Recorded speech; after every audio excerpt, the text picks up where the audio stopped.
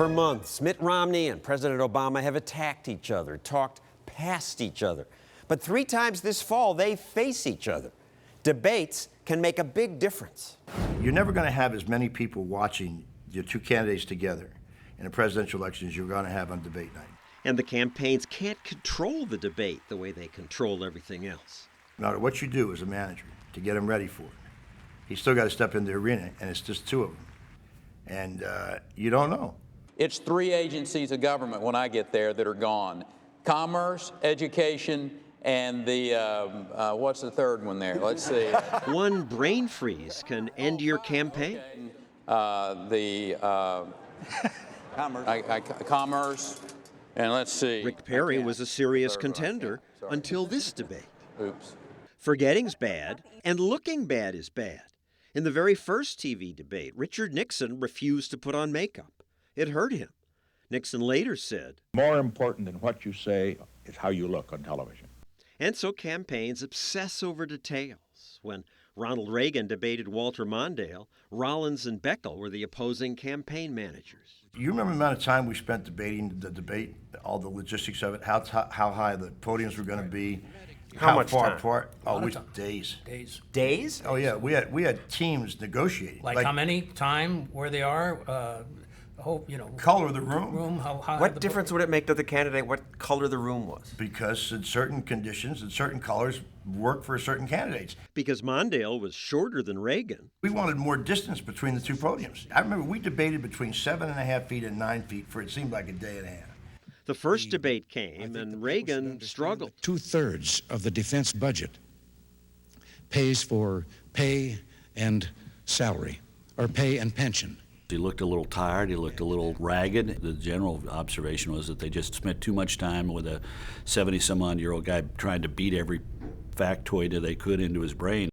People said, Reagan's too old for the office. You already are the oldest president in history. In the very next debate, Reagan was ready for that.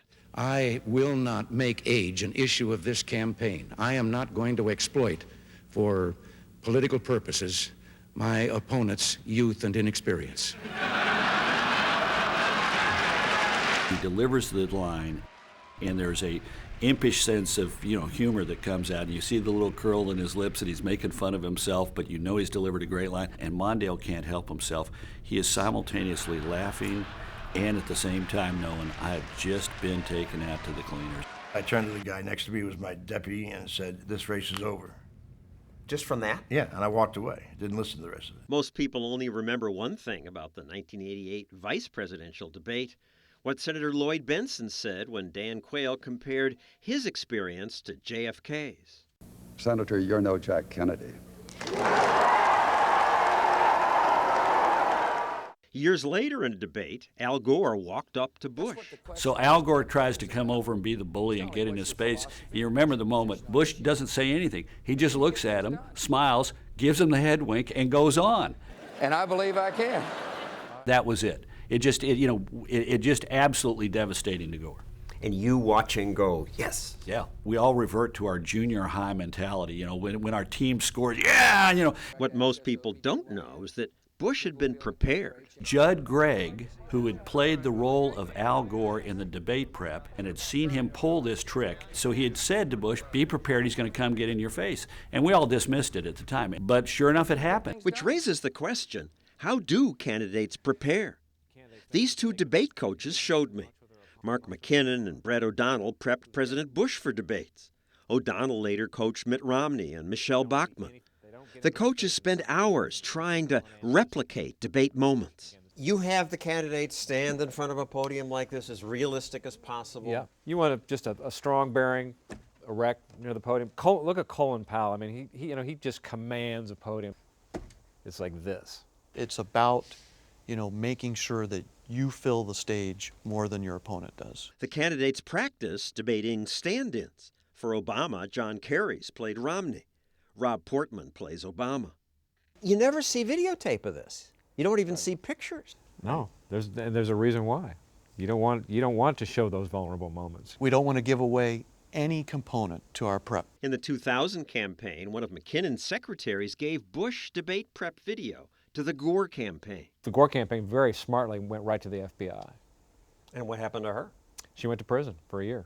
What's so secret? I pretended to be a candidate. Clear and simple, limited government. You say limited government. What kind of limits are you talking about? Can you be specific about the cuts you're talking about? Yes, I can list cuts. Would you cut defense? I would cut defense. So you're soft on defense. I knew how I should answer the questions, but under pressure, it's hard. I'm just saying shrink it back to the Clinton days. My instinct is to just answer the questions that are asked, but consultants say, don't. You're still answering my questions, but most of the time you want to be delivering your message. They say Sarah Palin was good at that. Governor Palin answered the questions in her debate on her terms. Governor Palin, is that so? That is not so, but because that's just a quick answer, I want to talk about, again, my record on energy. She was able to pivot most of the questions onto ground that she was comfortable in handling the questions on. They kept grilling me. Do you believe college is stupid? Don't you think that saying college is stupid is an irresponsible remark to make? No. For some people, college is stupid. You just gave them some tape. Now they're going to make a commercial of you saying college is stupid. Don't vote for Stossel. He says college is stupid. College is stupid. Stossel. Bad for our kids. Bad for America. Knowing that one bad debate moment can wreck your campaign makes candidates very careful. When Gerald Ford debated Jimmy Carter, there was a technical glitch. The pool of broadcasters from Philadelphia have temporarily lost the audio. Instead of leaving the stage to take a break, neither candidate moved. David, we don't know what's happened. We're as much surprised by what's going on as you are. Since one wasn't going to budge, the other didn't budge. So they stood there like mannequins for almost half an hour. The ultimate fear is making a mistake or that the other guy's going to look better, so they were frozen. The first President Bush was criticized for looking at his watch too much during a debate. He looked at his watch, so what? It's a nonverbal clue that says, I want to get away from this situation as fast as possible. And that hurt him. He was widely viewed as losing that debate. It overran the message. Al Gore was criticized after this debate for sighing while George Bush spoke. Alaska. There's a lot of shut-in gas. State of Texas. That's what a governor gets. This is a major problem, Social Security. And he looked like a doofus. He was castigated for this debate performance as a result. The next debate, Al Gore went the opposite direction and went out of his way to be docile and agreed with virtually everything Bush said. The governor and I agree. I agree with Governor Bush, and I basically agree with Dick Cheney. Embarrassing episodes like those are why candidates practice a lot. These discussions go on for how long? Hours. For most candidates, it is the most hated part of the campaign. Does the candidate ever get mad? Oh, all the time. Yeah. Yeah. It's painful. It's not fun. The candidates ever yell at you? Yell, collapse, walk out. But they all do it because practice builds confidence, and the confident guy wins, not the guy who has the better answer. Quite often, yeah.